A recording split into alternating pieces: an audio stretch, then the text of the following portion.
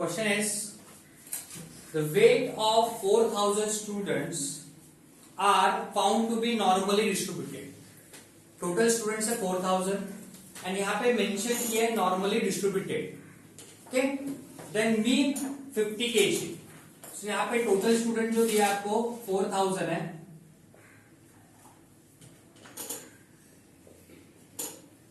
Mean is given 50 kg. It means 50, and the standard deviation is 5 kg. It's sigma. It's given. Find the probability. आपको probability find करना है that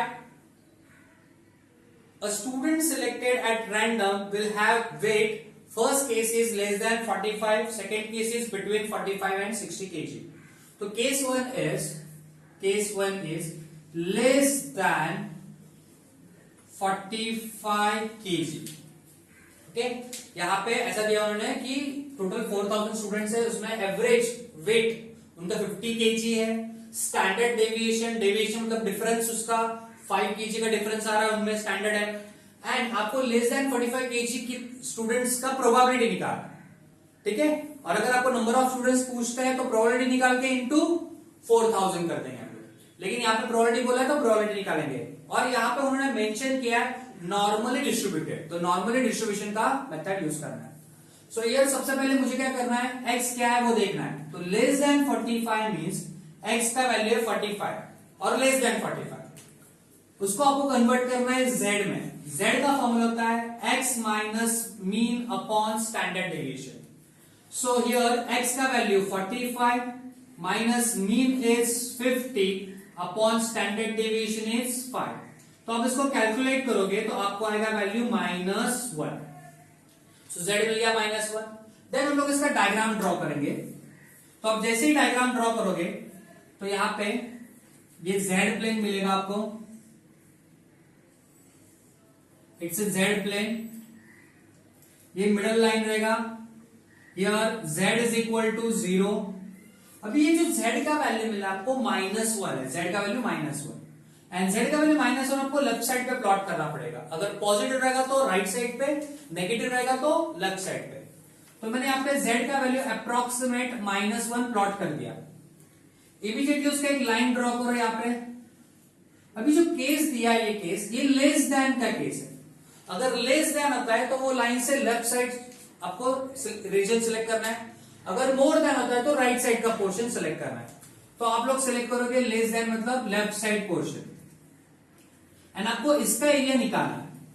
इसका जो area मिलेगा वही आपका प्रोबेबिलिटी होगा. तो हम लोग क्या करेंगे, प्रेजेंटेशन पे पहले आ जाते हैं. Probability of question is less than 45, x is less than 45 हो गया. ये हो गया क्वेश्चन. उसको कन्वर्ट करना आपको एरिया फॉर्म में, क्योंकि यहां पे हम लोग एरिया निकालते हैं जेड प्लेन में, इसलिए प्रोबेबिलिटी की जगह पे आएगा एरिया.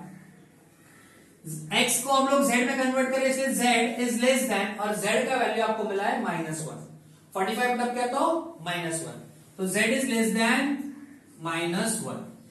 अभी आपको ये जो फॉर्मूला बनाना है ये डायग्राम के ऊपर डिपेंड होता है. अगर आप ठीक से ऑब्जर्व करोगे ये जो एरिया है 0 से लेके -1 तक का एरिया होता है एरिया ऑफ -1 और एरिया ऑफ +1 उसका एरिया होता है. एरिया ऑफ -1 कॉल करो और एरिया ऑफ +1, क्योंकि आपको जो टेबल में दिया है वो पॉजिटिव 1 का एरिया दिया है. लेकिन मुझे ये एरिया जरूरत नहीं है, मुझे ये रिमेनिंग एरिया जरूरी है.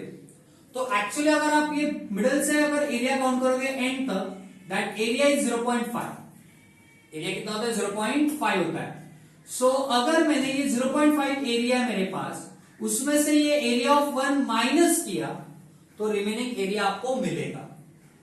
ठीक है, तो आपका फॉर्मूला यहां पे ऐसा होगा 0.5 इज द टोटल 1 minus area of z is equal to 1, या माइनस करोगे. ठीक है, तो 0.5 तो हाफ एरिया हो गया आपका. एंड एरिया ऑफ 1 निकालना है आपको. सो उसके लिए आपको टेबल फॉर्म में जाना पड़ेगा. z प्लेन का जो चार्ट है उसमें आपको देखना पड़ेगा that z is equal to 1.0. 1.0 के लिए वैल्यू है 0.3413, ये उसका आंसर है. एंड आप अगर उसको माइनस करोगे तो आंसर होगा 0.46 आंसर इज 0.1587. तो this is the probability. Probability किसका हो गया ये? लेस देन 45 kg वेट, जो कि इसका आंसर. अगर आपको क्वेश्चन दिया how many students who have less than 45 kg, that means आप लोग क्या करोगे? प्रोबेबिलिटी इनटू टोटल स्टूडेंट्स कितना है? 4000 इनटू 4000 करोगे. लेकिन यहां पे सिर्फ प्रोबेबिलिटी बोला है, इसलिए सिर्फ प्रोबेबिलिटी करेंगे. This is the first case. Second case, case 2. पहले इतना करो ना. Case 2 is between 45 and 60 kg.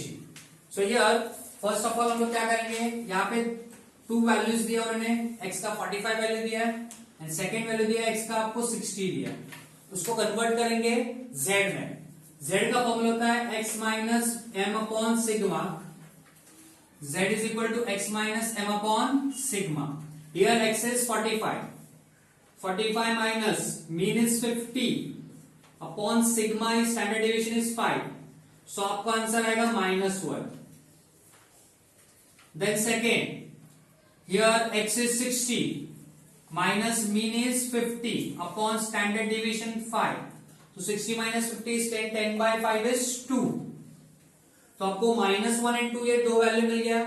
ये बिटवीन है तो बिटवीन z is -1 and +2. ये हो गया उसका केस. तो उसके लिए हम लोग डायग्राम ड्रॉ कर लेते हैं पहले. ये z प्लेन है. This is z plane. z is equal to 0. First value -1 तो वो लेफ्ट साइड पे आएगा. Approximate z is equal to -1. Second value +2 तो वो राइट साइड आएगा. z is equal to +2. एक वर्टिकल लाइन ड्रॉ कर लेता हूं. अभी केस इन बिटवीन का है ना, बिटवीन. तो -1 एंड +2 के बीच का एरिया आपको सिलेक्ट करना है. सो in between.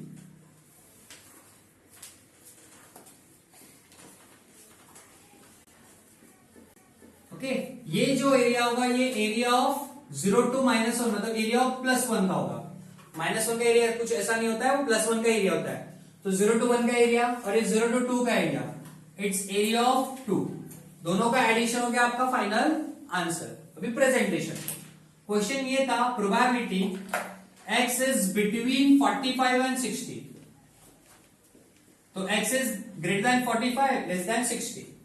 And in terms of area अगर आप लिखते हो तो प्रोबेबिलिटी की जगह पे एरिया, x के जगह पे z एंड वैल्यूज 45 के लिए वैल्यू हो गया आप लोग -1, 60 के लिए लोगे 2.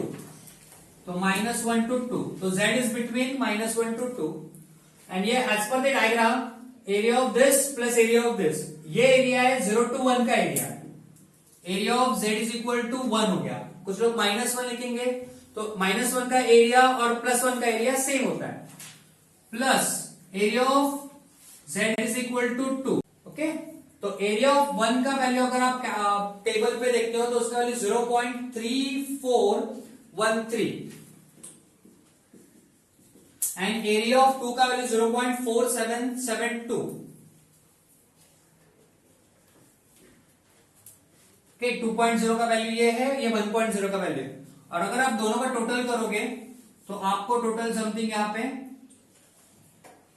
0.8185 ऐसा मिलेगा. क्लियर है? तो this is the probability. And last में स्टेटमेंट चाहिए तो स्टेटमेंट ऐड कर दो. Probability of students